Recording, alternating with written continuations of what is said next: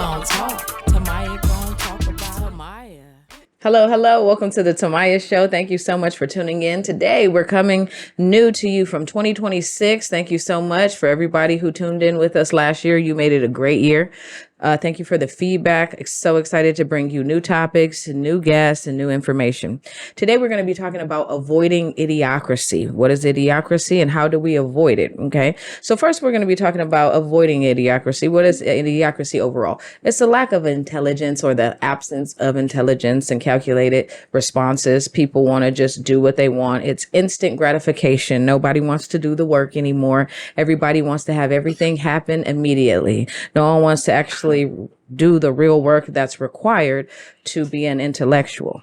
So in avoiding idiocracy, we want to get away from people who don't want to read books, who don't want to challenge ourselves to become better, or who love self-loathing or tearing other people down, or love to hate other people. Those are some of the things we have to leave in 2025. Okay. So 2026, it's a new year. It's a new us, and we're not going to avoid intellectualism. Okay. So we're going to be reading again, talking again, having meaningful conversations. It doesn't have to be limited to music and entertainment.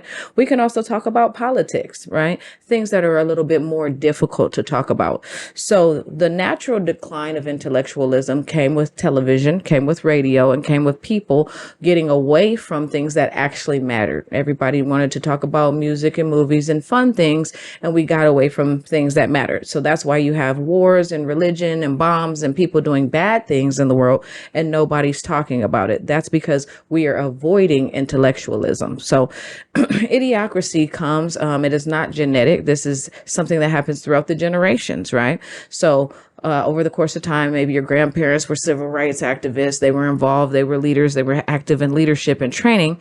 And then maybe your parents had a little bit of leadership, but they wanted to have some fun, go out, have some drinks, enjoy themselves. And then by the time we get down to you, born in the 80s, we're downright gone. No more reading, no more productivity happening, straight up fun, instant gratification 24/7. And now nobody has a clue. So how we avoid that is by calling it out and saying, wait, stop.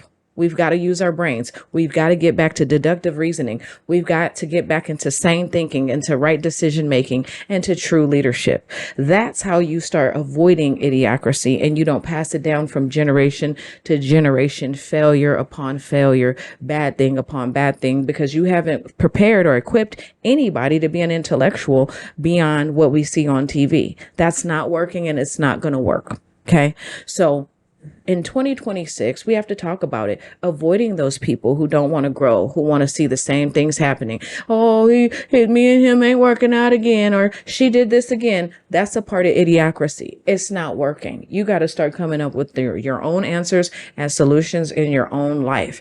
At some point, it becomes a pattern. So that's a part of idiocracy, is not learning from past mistakes. If it happened this way 4, 5, 10 times, let it go. Don't do it again. Make a change. Pick up a book instead of a new relationship.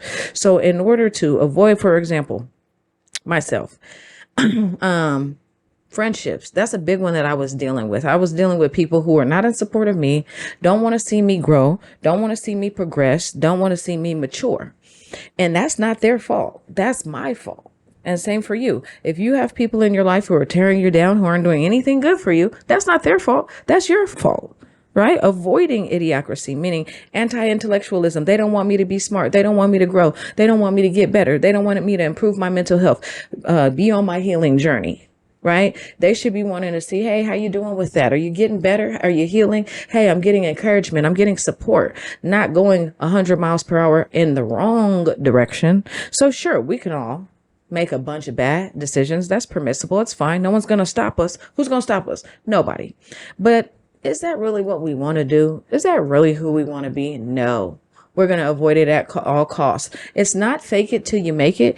It's do it until it happens. right? I say it again. It's not fake it till you make it. It's do it till it happens. Believe in yourself, believe in your long-term goals, believe in your short-term goals. And don't be afraid to read a book instead of watch TV. Don't be afraid to turn the music off. Don't be afraid to have a hard conversation about a sensitive topic and be embarrassed. You shouldn't be ashamed. I feel like I spent a better part of all 2025 talking about people pleasing and shame. Leave that alone. So I'm planning for this year to get into more details about absolutely everything, because we're letting all of that go in 2025.